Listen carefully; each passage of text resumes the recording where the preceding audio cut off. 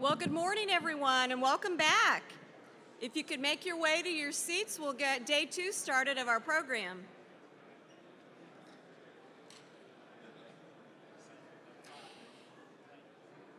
Just a few announcements as we're getting settled in. We'll have a short break, and that'll be at 9:30 this morning, and we plan to conclude the conference no later than 11:30. And so just a few more things before we get started. Don't forget to post on social media using hashtag ACESMC19, and I'll announce the winner of the $100 gift card right after our break this morning. Please continue to fill out the evaluation forms that should be at your table. And again, when you've completed the form, you can either just leave it on your table or at the conclusion of the conference, drop it off at the registration desk, and they'll be happy to take that from you.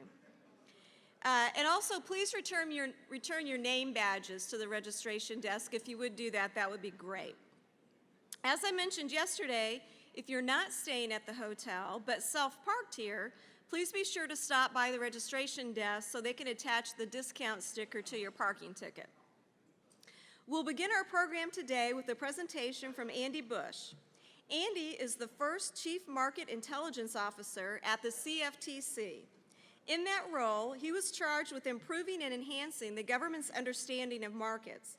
He provided briefings to the White House and Congress, and also created and directed a new research group called the Market Intelligence Branch. Andy will share what he learned working inside the Trump administration, and will provide information on how top levels of the U.S. government worked and how they impacted financial markets, the economy, and business. So please join me in welcoming Andy Busch.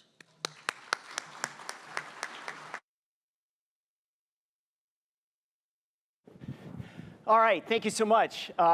It is great to be back in the ACES community. I've spoken several times here, but it was really fun, the last 2 panels that were there that I got a chance to listen to, and to hear all of the obstacles and opportunities in your space. And I think, as we just learned overnight, there's a lot of things that are going on in Washington, D.C. that create those same obstacles and opportunities for the economy overall. In case you didn't hear, the president has decided to put about 25% tariffs on imports from Mexico.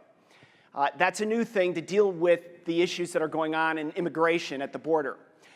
Obstacles and opportunities, right? So on the opportunity side, the president came in and he did something really good, right? He signed in an executive order charging all of the agencies to really take a look at regulatory reform, right? To change that framework. That is something that was drastically needed. So that was a wonderful opportunity for this space. Of course, on the other hand, on the obstacle side is what I just mentioned. A lot of the trade policies that the Trump administration is pursuing right now are creating all sorts of havoc within the financial community, within the business community, and with people who want power. And that's some of the uncertainty that's out there. Now, Washington, D.C. is a crazy place, as you probably well know.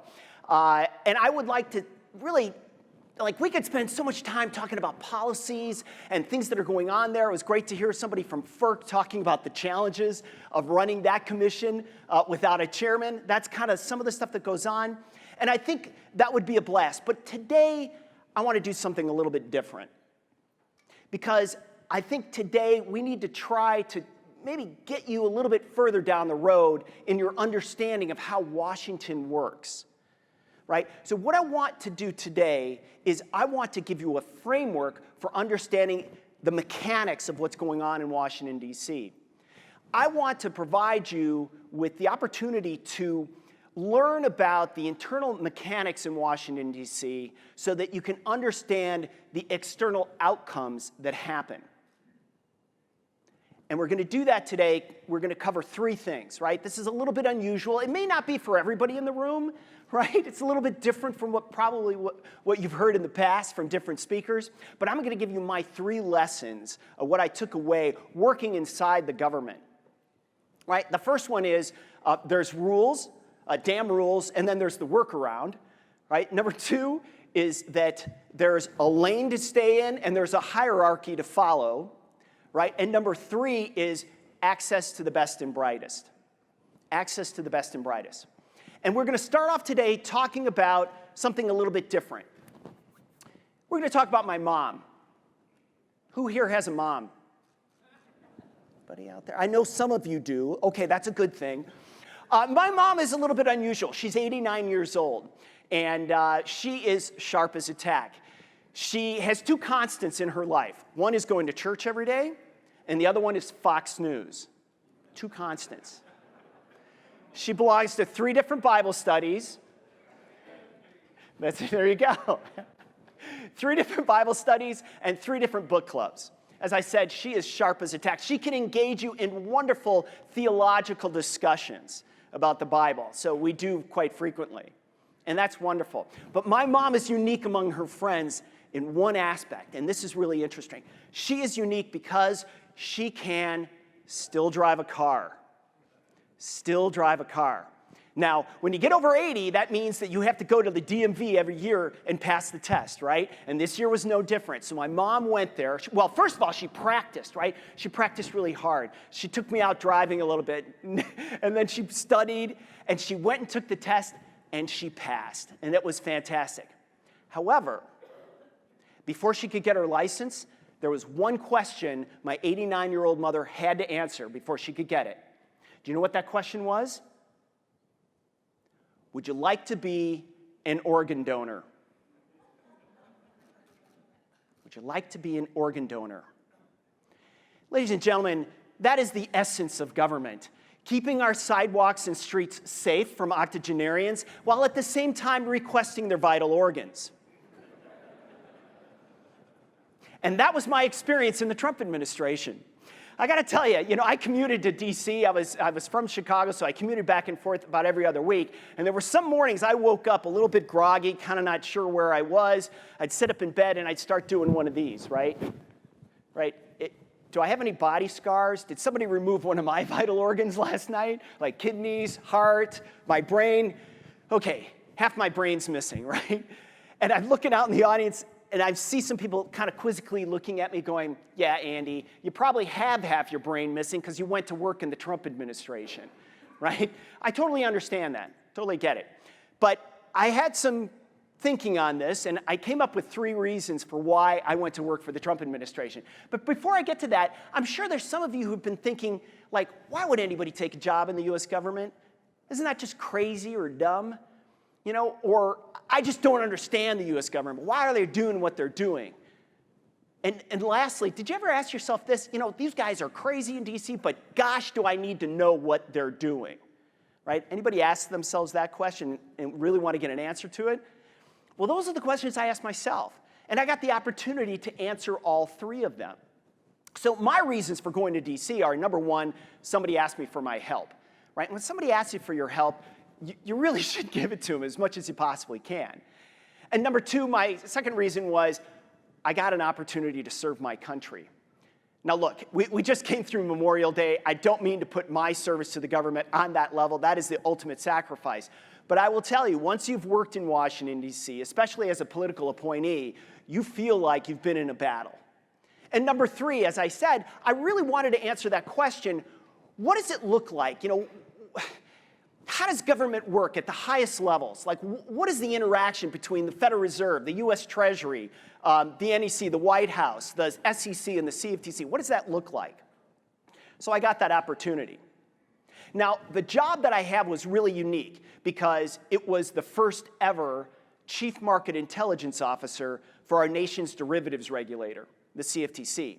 So the chairman of the CFTC, the chief of staff, and myself, we all sat down together and hammered out what this would look like. And what it was I directed a team of 30 researchers within the CFTC, the agency that has the best data on the markets on the planet, on market structure, dynamics, liquidity, and fragmentation. So I had a team of 30 researchers. That's bigger than almost every investment bank that's out there on the planet. So that was pretty cool. Right? But the second thing that I was charged with doing was communicating that to the public, and that includes the White House, Congress, the Senate, House, and then also John Q, right? So I got to do that a lot as well. So that was the structure of what I was doing. So we're laying kind of the groundwork of what I was doing there so you understand what I'm going to tell you. Now, let me give you the context of Washington, D.C., and this is really important to remember when you're trying to understand what goes on there. There are 6,000 accredited journalists covering the Capitol. 6,000. That is a lot of mouths to feed when it comes to news and information flow. And here's something I want you to keep in your mind. I want you to get this burned in your memory and maybe even a tattoo on part of your body, right? You got to remember this. Here it is. In Washington, D.C., there's someone always out to get you. In Washington, D.C., there's someone always out to get you. In Washington, D.C., there's someone always out to get you. It is a mass psychosis of CYA. That drives so much of what happens in Washington, D.C. Now, a little bit more context about the agency I went to work for. So here's a question to you. Who do you think, like think of all the agencies that are out there, think of all the departments that are out there, who do you think is the most hated agency in Washington, D.C.? Just shout it out. IRS, right? You think them, right? How about ICE? ICE is a good one. How about, given the Mueller investigation, the Department of Justice? They would probably rank up pretty high. And my answer to you is this: none of the above. My agency was the most hated agency in Washington, D.C. And the reason for that is the only metric that matters in Washington, D.C. is what? Money, right? So in the drunken sailor spending spree of 2018, commonly known as the budget process, right, where Congress was basically taking leaf blowers and just blowing money to every part of the government that was out there, my agency had its funding cut. Now think about that. Now it's a small agency. The budget is only like $265 million, but they cut the funding on it. And really, it's kind of surprising, just in case you think that Republicans and Democrats can't come together on anything, they came together on this. They hated us, right? So we didn't have any funding. So that's the environment that I decided to take a job in. Pretty fun, right? I know, right? It gets worse. So let's get to the 3 rules, because I want to talk about those. 3 rules of what's going on in Washington, D.C. that I learned about. But that's the milieu, that's the environment that I came into. So rule number 1, right? There's rules, damn rules, and then there's the workaround.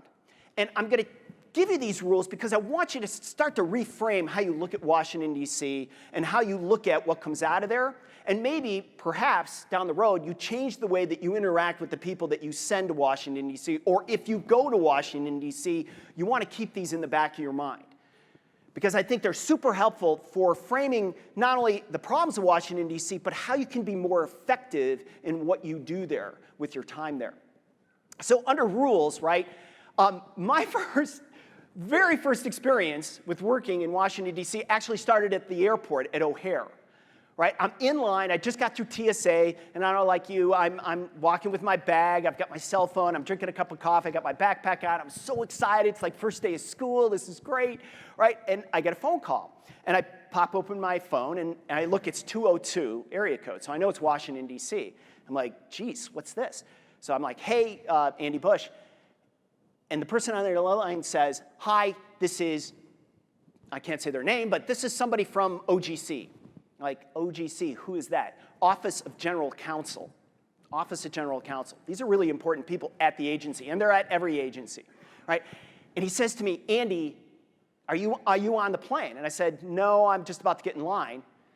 And he said, you got to get out of line. I can't let you on the plane. I'm thinking to myself, okay, why can't I get on the plane?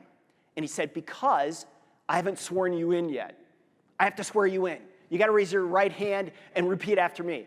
So I'm standing in line, and I'm not a first, line number 1 at United, but I'm in the second line. So there's a bunch of people around me, so I'm trying to raise my hand and pledge allegiance. Actually, the right hand and put my phone in there.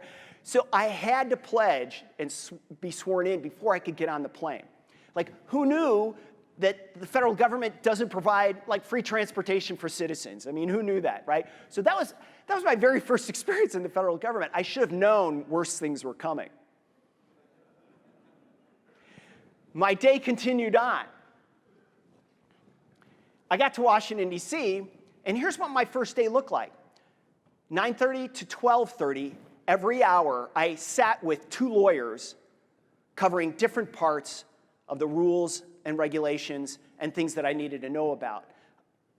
Every 2 hours, so 9:30, 10:30, 11, 10:30, 11:30, 12:30, we took a break, came back at 1:30. I sat down with the same 6 lawyers and 4 other lawyers.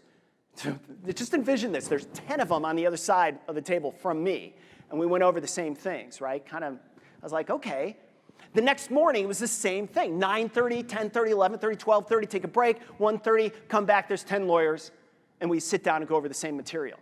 And I had one burning question in my mind that those lawyers couldn't answer. And it was this: what did the chairman tell them about me? Andy's a little slow. You need to go through a few things. He really doesn't pick up on stuff really well. Take your time. He really needs, repeat. But the answer to that is no, that's not the case.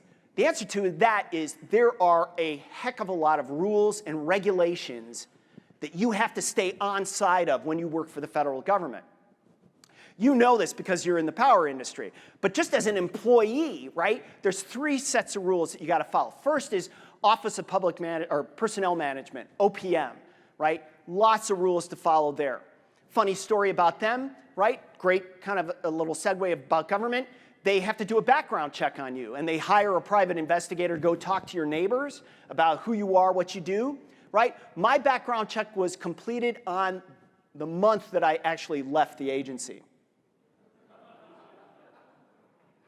So it was great, because none of the Iranian people that I met with, they didn't find out about that till I actually had left. So that was great. So that's OPM, right? That's just an example. The CFTC, they have their own rules, as I kind of mentioned. There's a lot of things to follow there. And then there's the White House rules, right? The White House rules. As a matter of fact, there's only really about 2 White House rules that I had to really be careful about. First was I had to sign a piece of paper that said I would not lobby for 5 years after I left the government. And that wasn't a problem to me. I didn't think so. But the second one was a little bit unusual, and they said to you, when you travel for the US government, you have to stay at a Trump property. That was kind of funny, guys, really. I mean, you can laugh anytime you want. I would have loved to have stayed at a Trump property. I was just down at Doral. It's so nice, right? He's got Trump everywhere at Doral. Even I don't know if you've ever been there, but it was great because I was walking back from one of the conference meetings, and I look up, and it's kind of at night, and there's the bike stand, and above the bike stand is Trump. The bike stand. This is great. No, actually, when I worked for the US government, I stayed in a lot of interesting places. It was the very first time I had stayed at a Holiday Inn in Manhattan in my life, so that was pretty. They're not bad, actually. They're really cheap, so I've kind of changed the way I look at things, right? So that's the 3 sets of rules, right, that you kind of have to follow when it comes to Washington, D.C., and I think that's the challenge of it. So let's talk a little bit about how you get around some of those rules, because I think you have to be creative, right? You really have to think about, what do I want to accomplish, and what are the rules, and how well can I work with the Office of General Counsel, the actual rule enforcers in your agency to do what you want to do.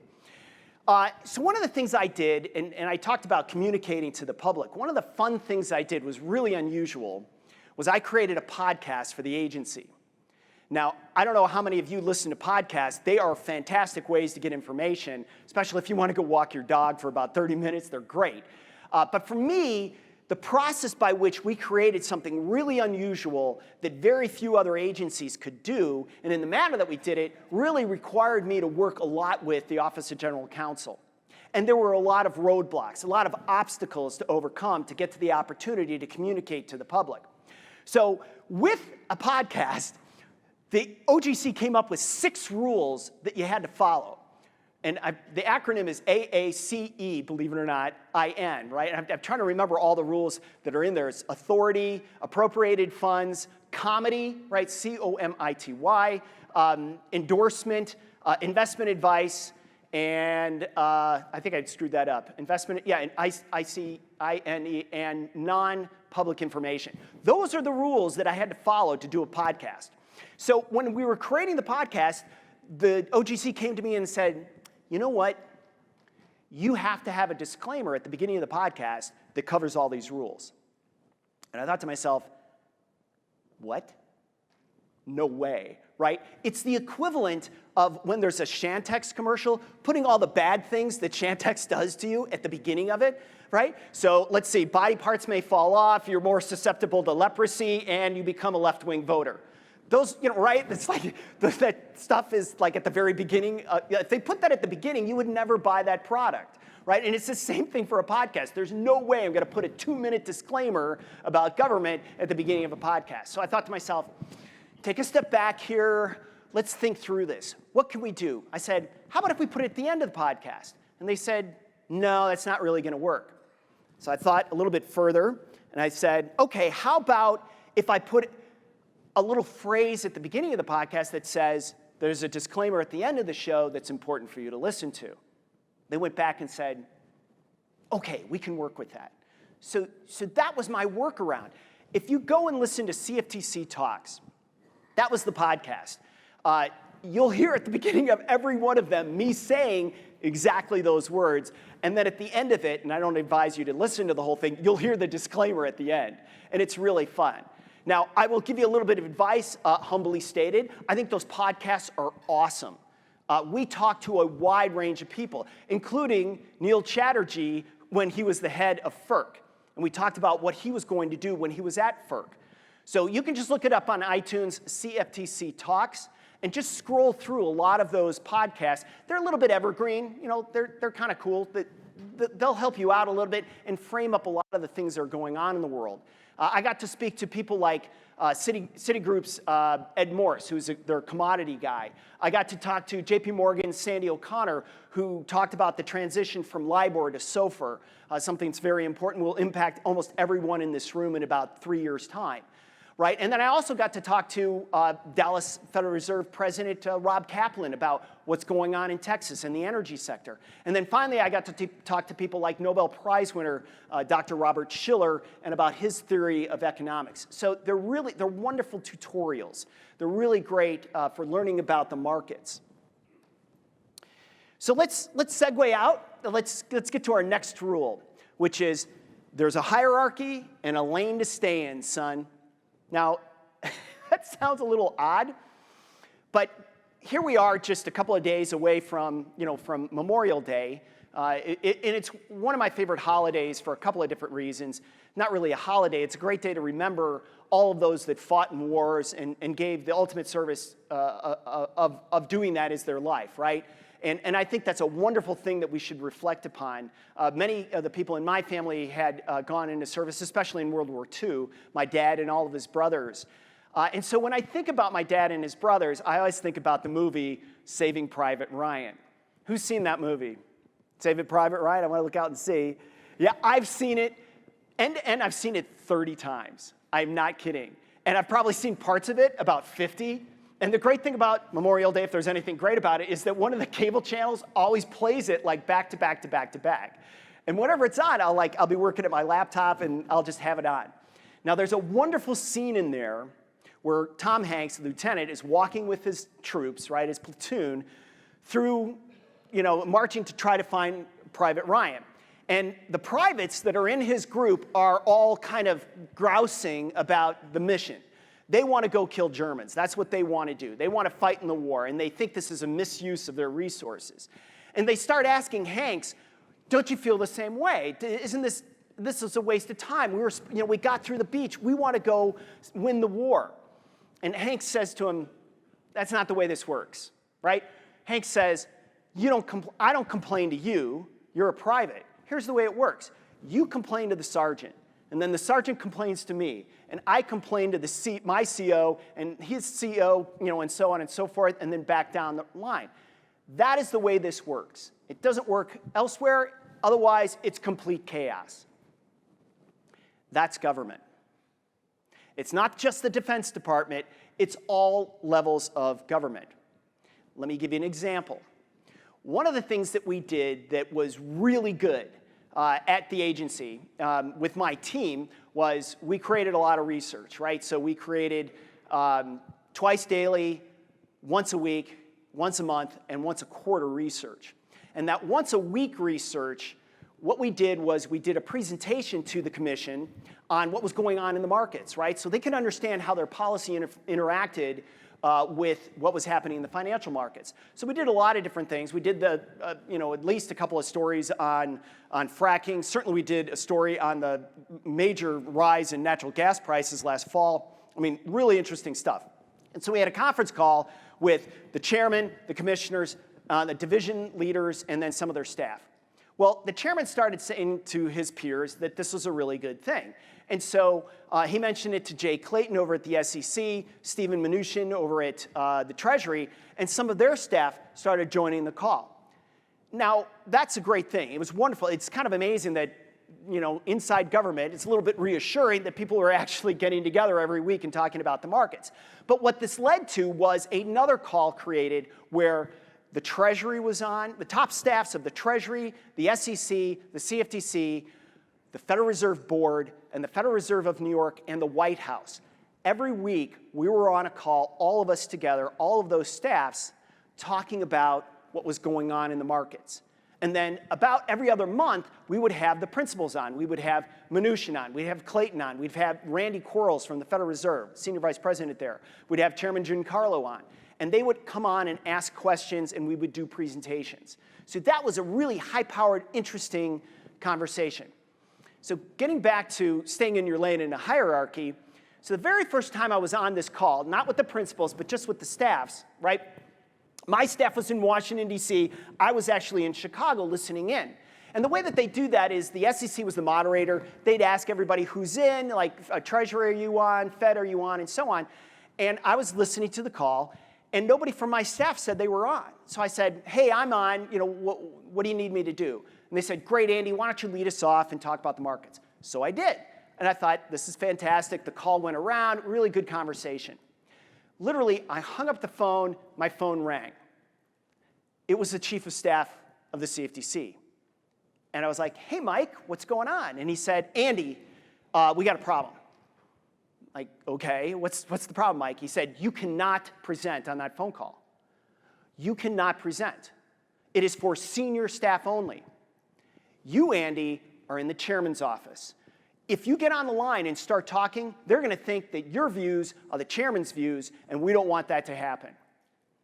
And I thought to myself, you got to be kidding me, right? We're trying to help each other learn about what's going on. So I thought to myself, okay, getting back to what I was talking before, what's the workaround here? I said, okay, Mike, that's totally understand that. I said, can I ask questions?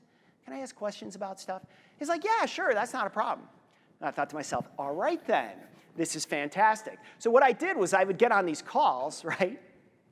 And I would start asking very difficult questions. Now, back in the beginning of 2018, right, that's when the Fed was engaged in quantitative tightening. At the same time, the Treasury is issuing a lot of securities, right? And I'm a relatively intelligent guy, but even I could figure out that the marginal change in the number of treasuries that were going to hit the market, it was going up by 50%. Now, we live in a capitalist economic system, and the core capitalism just happens to be the cost of capital. And basically what they were doing was that they were untethering interest rates, right, the cost of capital.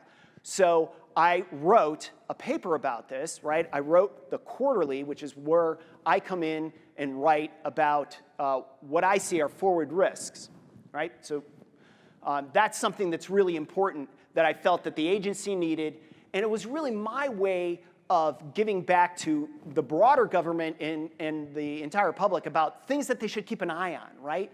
So that's what I wrote. And the very first one that I wrote was on this topic, right? So it was forward-looking. It kind of critiqued the Fed, and it kind of critiqued Treasury a little bit.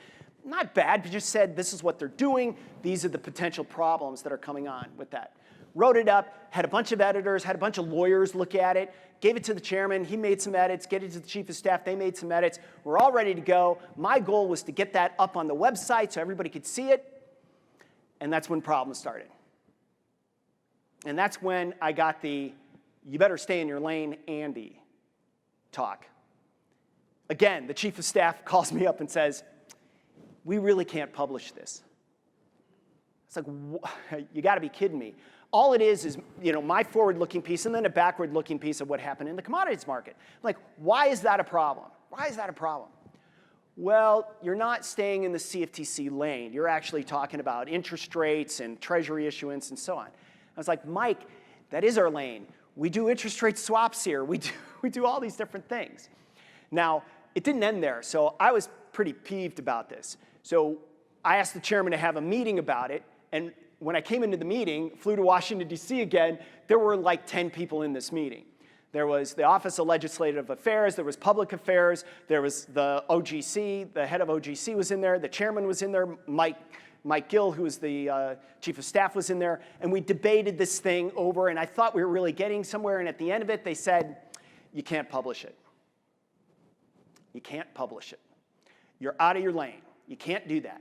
I thought to myself, okay, what's the workaround? I said, can I send it to Congress? Like, can I send it in an email to Congress or maybe to Treasury and those guys if we can't publish it? They're like, no way. You can ask them, but they're not going to want it. I was like, why? Why wouldn't they want me to send this to them? Because if you send something electronically, it creates a trail. And it creates a trail for those 6,000 journalists to come after you. The Treasury didn't want to receive it. The Fed didn't want to receive it. None of the other agencies wanted to have it because why? Because I pointed out risks that were out there, and if those risks came to fruition, and it was seen that they did not address it, and they knew about it in 2018, at the beginning of 2018, and didn't do anything, then their bacon was going to get fried. So what's the workaround? So the workaround is this, and this is why paper companies will never go out of business. You have to send a paper copy. You have to send a physical copy to whoever you want. And this occurs not only outside of the agency, so I had to send it up to Congress, the Agricultural Committee, I sent it over to Treasury, I sent it over to the Fed, but internally a lot of people don't want to get emails, kind of describing what you're doing because of precisely that. They don't want an email trail that ProPublica could track down and look for under a FOIA. And this goes on all the time. FOIAs are constantly happening, Freedom of Information Act requests for information in emails. And they'll send you something that asks for all the emails between 10 different people over a 3-month period. It's massive what they ask for. So just keep that in mind as you're dealing with Washington, D.C., that these are some of the things that are really challenging, is communication across agencies. So if you're trying to get your point across to these different people, don't expect them to want emails necessarily. That's why it's so important to go visit people. It's so important to spend time face-to-face with people and hand them something. And don't just stop with one meeting. You got to keep doing it over and over and over, right? So that's really one of the biggest challenges. That's one of the things that surprised me quite a bit when I was there, is that there's a lane to stay in, and you can't get out of that lane. It's a little sad, but that is the case. All right, so let's shift, all right? This has been a little bit depressing. I'm sorry, it's first thing in the morning. But let's talk about some good things.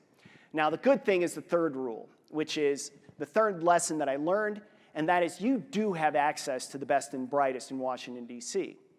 Now, I know you're probably smiling right now and maybe going, yeah, okay, Andy. No, seriously, there are extraordinarily bright people, hardworking people that are there in D.C. doing their jobs. Now, I know that was a big shock for most of you, so let that sink in a little bit. But let me tell you about some of the people that are there. I met a lot of people at Treasury and also the CFTC. Now, the CFTC is an interesting little place because most of the people that work there are PhD economists. They're researchers that have been in the markets for 20 years, and there's a ton of lawyers, right? Lots of lawyers. So these are really pretty smart people. As a matter of fact, the CFTC is one of the federal financial agencies that has a higher pay scale than the other agencies because they have to attract these workers. And the only way you're going to get them is to pay them more money, right? So that's a little bit about the CFTC itself. So you get access to a lot of really brilliant people. On top of that, you always have people coming in, right, to present, to tell you their views about the rules and regulations. So again, you're meeting with the best and the brightest in the private sector, which is great. But also in other areas of government, like the Treasury, go through and take a look at some of the resumes that are in there. Like you can see where people worked. yes, there's Goldman Sachs people. Yes, there's JP Morgan people. But there's also people from the hedge fund Bridgewater that are working there. And they create amazing pieces of research. One of the things I highly recommend to you is to go through these websites and spend some time just going down some rabbit holes. Click on things that you would never click on, because you'll be surprised at what you find. So let me tell you about one. At the US Treasury Department, they have just an amazing piece of research that no one is ever going to hear about or find out about it. It is literally a tutorial on the entire US financial system. It's wonderful, and you would never find it, right? So if you go to treasury.gov and then click on policy initiatives, I think is the name of the button, right? And then go, and once you do that, you got to click on regulatory reform. And then from there, you got to scroll down to find these 4 pieces of research that were created. Now, what happened was, and everybody in the industry knows this, in the power sector knows this, is that at the very beginning of the Trump administration, he signed an executive order asking all of the agencies to take a look at regulations to essentially reduce the grit in the economic machinery that comes from regulations, right? So everybody was charged with that, including the US Treasury. Now, at the US Treasury, they said, hey, great. Why don't we do something that's kind of intelligent? Why don't we take an overview of the entire financial system of the US? And we can do that to come up with the regulations that we would like to see changed and the recommendations that we're going to do. But let's go through every sector that's out there. And so they created 4 reports that are about, I want to say, 200 pages long each. Literally, it's a book. If you print them out, back to back to back to back. And at the beginning of them, they have an overview of the insurance industry, of asset management. I mean, all of the particular sections of our economic system and financial system are in there. And at the end of it, they have policy recommendations for each group. Now, that is fantastic. It was one of the things that I just really loved about working in government, is finding this stuff. As a matter of fact, I got Craig Phillips, a number 2 guy at the Treasury, to come on and do a podcast about it. I wouldn't listen to it. It's really boring because Craig was, he just read from a script. Again, this is CYA, disclaimer, all of that stuff. It's not super exciting. Craig's a really nice guy, but his team was the team that put this together. And again, if you look at the people that wrote at the end of it, it's amazing the skill sets that these people have. So that one I highly recommend. Now, specifically for your industry, obviously Department of Energy is a great place to go. FERC is another really great place to go. But even my team, my agency, CFTC, under the Market Intelligence Bureau, I had them write reports on the impact of fracking on the energy industry, right, and the structure of the markets. So that's a really good one. I'm going to tell you where to find it in just a second, because it's buried too. Another one we did was called Sharp Price Movements in Commodity Markets, right? You would never click on that one.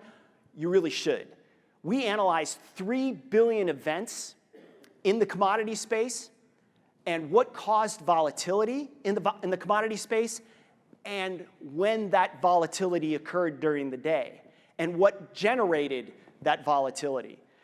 That's a pretty good report to read, right? So those are just a couple examples. We also did one on automated trading, so algo trading and its impact. Again, that's in there. And here's where you can find it. So if you go to cftc.gov, you have to go to the Market Data and Analysis button. You click on that, and then you have to click on Staff Reports. So they've really buried it down. I don't know if they were worried that I was going to sneak in the quarterly report at some point, but I could never get it up on the website. Now, I forgot to tell you the story. So this is great. So one of the workarounds, I got to tell you this because it's hilarious. So I got to tell you about the podcast a little bit. So the podcast was really fun to do. Now, getting back to the quarterly report that I was writing, we can never get it up on the website, right? They were adamant that you couldn't have an electronic version of this. So I spent a little bit of time thinking about that, and I went back to the powers that be, the chief of staff, and I said, hey, totally understand your perspective on the quarterly. We won't do it. By the way, is it okay if I just did a podcast on it? He was like, yeah, sure, just do a podcast. It's no big deal. And I said, thanks, Mike. You know why? Anybody heard of ADA? The American Disability Act? Well, what does that do? Well, if there's an interview that the government is going to post on their website, what do they have to do with that? Well, you can see it visually, right? And that's great, but if you're hard of hearing or deaf, you need to have a transcript, don't you? Right? Otherwise, they can't post it, or they have to post it eventually, the transcript. And I knew that with the podcast, every podcast we did, we had to have a transcript for it. So you know what I did? I did a podcast on the quarterly report, and I read it word for word. Word for word. And so that's up on the website. That's in text on the website. So I could send that to people out in John Q. Public. So that was my workaround for getting around some of the rules. And I think you can do the same, like not telling you to break the law or anything when it comes to legal issues. Obviously, general counsels are really important, but I just want to let you know that it is something that you just have to be a little bit more creative and understand from their perspective what they're trying to accomplish and the rules they're trying to stay on side, because it's really difficult to work in government because there's so many rules that you can get penalized for. And getting back to access to the best and brightest, so one of the things that I did, besides the podcast, I really had a blast with this. I was a public liaison as well. So that meant I could go out and give speeches at conferences, which was a blast, right? Which was really fun. You get to interact with people.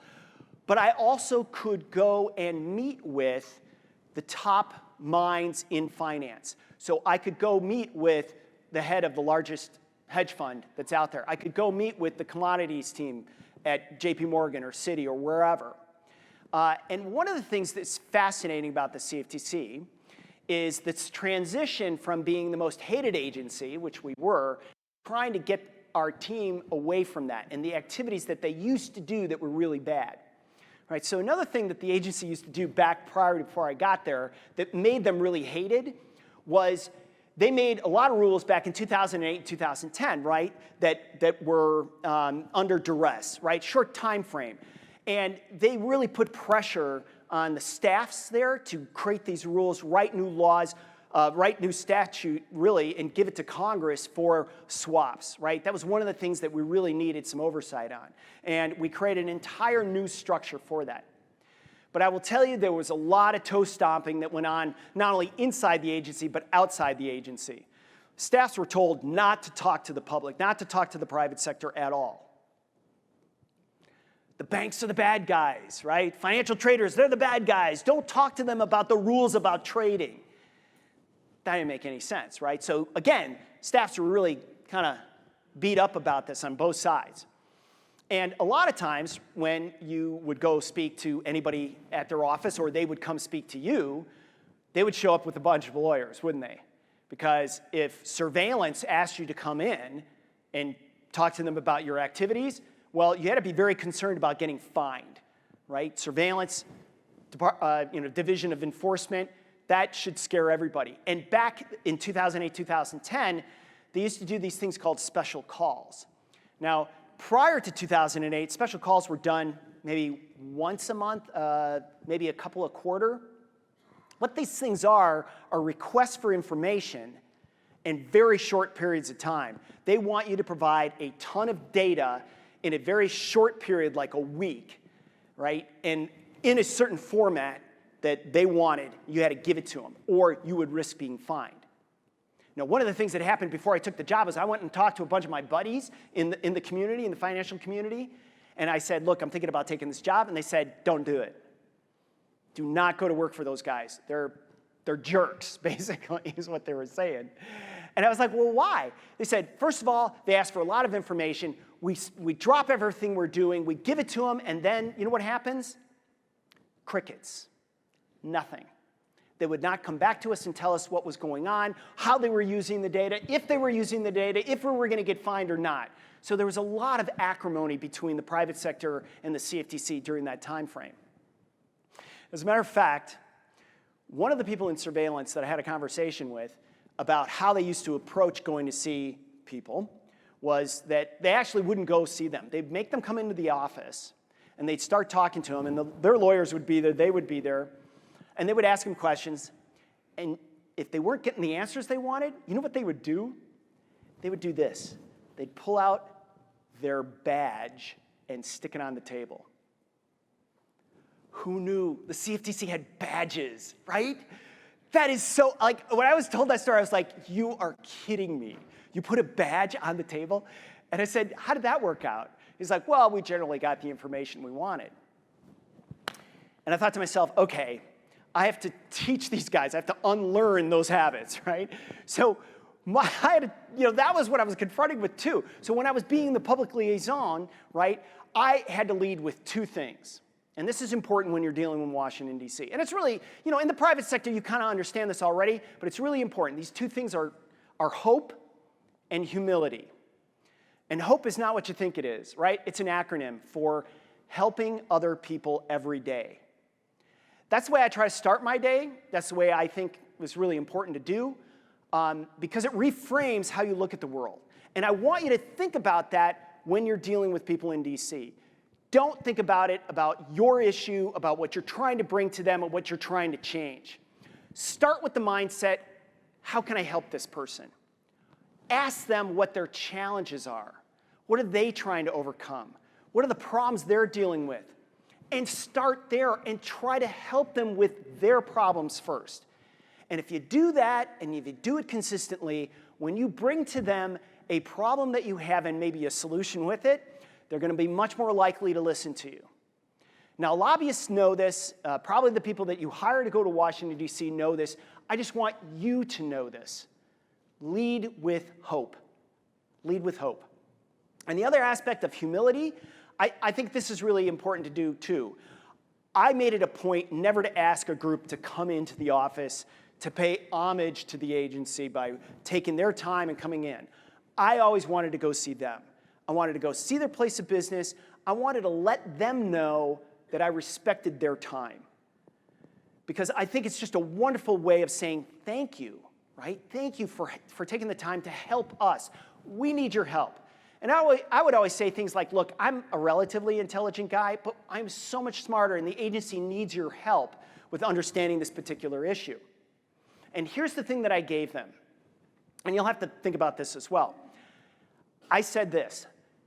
I'm going to meet with you. I'm going to take a lot of notes. Don't be disturbed. I'm not part of enforcement. I'm not part of surveillance, right? We're part of the MIB team. We're just trying to figure out things. I'm going to take notes. I'm going to write those up, and I'm going to give them to the chairman and all the commissioners so they hear what you're telling me. And this is not just going to get lost with someplace in the staff or in the hierarchy of the U.S. government. And they loved that. I had just delightful conversations, and really it engendered such a wonderful flow of information back and forth that it really hammered home for me to be humble in what you do, to always ask for help.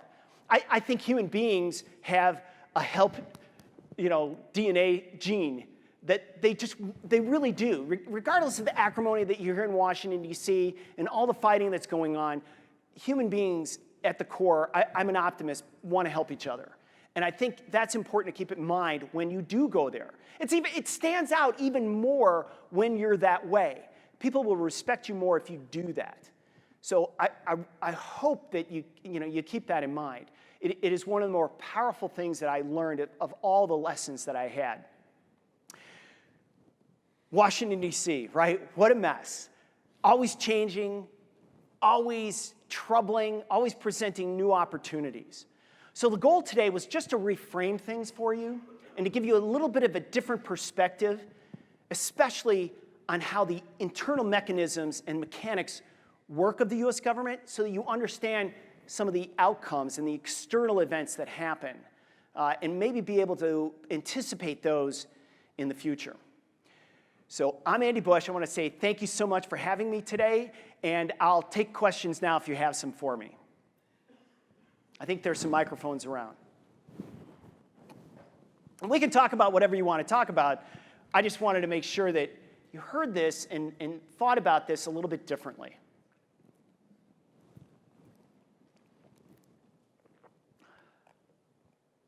I can't tell. Are that Mike? Oh, I'm sorry, Mike. Yeah. So the things that I changed, did they stick? It's hard to know. I know that we have a turnover of the chairman at the CFTC, but the person that's coming in, Heath Tarbett, I've met with him. He's a great guy. He has the same kind of vision of a regulatory reform and how important that is. And the team that I had at MIB and what I taught them, I believe, is ensconced there. We have a new Chief Market Intelligence Officer who comes from the private sector. And I meet with him occasionally, and I try to get them to continue to do what I was educating them on. Because I hope that it stays. I can't control it, but I think they saw, especially the people in my team, when we went and talked with people, they really saw a change in the behavior of the private sector in the way that they interacted with us and the flow of information. And I think that was great. So I hope their eyes were opened. I did it with several people. I got on a lot of phone calls. So I just keep my fingers crossed. I'm an optimist. I know that's crazy, having worked in Washington, D.C., but I think that's the case. Did your balance of the day change between, obviously you had to come in and learn what you should do, but it sounded like every day you spent a chunk of your day focusing on what you should do versus what you should do. Did that change? So the question was from Mike. He said, how did you balance focusing on what you shouldn't do, right, to what you should do? And the way that I did this was, and if anybody goes to work in Washington, D.C., you have to work really closely with the Office of General Counsel, OGC, because they will remind you, of staying on side and making sure you don't make mistakes. They literally would have heart attacks when I would go on television. It was really funny. Chief of staff, they'd all gather around the TV. I'd be on CNBC, and they'd be like, no, don't say anything. But you have to keep that in the back of your mind, but you have to move forward with what you want to accomplish there. And I think that's the challenge, right? Anybody who goes there, especially a political appointee, you're going to come in and you're going to meet intransigence, right? There is going to be an attitude of, we can wait this guy out, for sure. That's in every agency. But I will tell you, there's a lot of people that you can get through by helping them, right? By leading with teaching them new skill sets. And you do have to figure out, it's different working in government because you can't provide a bonus, right? The only way people get more pay is if you make them managers or move them from staff to being manager. So there's a lot of interest when somebody leaves the agency or someone moves up to a different spot, right? So you have to keep that in mind when you're working with your team and give them opportunities. Now, one of the greatest opportunities that I could give to my team every week was appearing before the commission. And so I guess my thing that, and just to expand on the question a little bit, is you have to think about incentives with your employees. What makes them tick? What do they want? And again, it's reframing. Last night I had a great conversation with a gentleman from California, from Berkeley, who's part of the power generation. And we were talking about, as you rise up as a manager, it isn't so much the knowledge that you have anymore, it's the questions that you ask, right? And I think that's really great. As a matter of fact, I'm just going through a book now that's written by an MIT guy called The Questions Are the Answers, right? And sorry to get a little off topic, but I think that's really important as you try to balance, what are the rules, how to stay on side with what do you want to accomplish.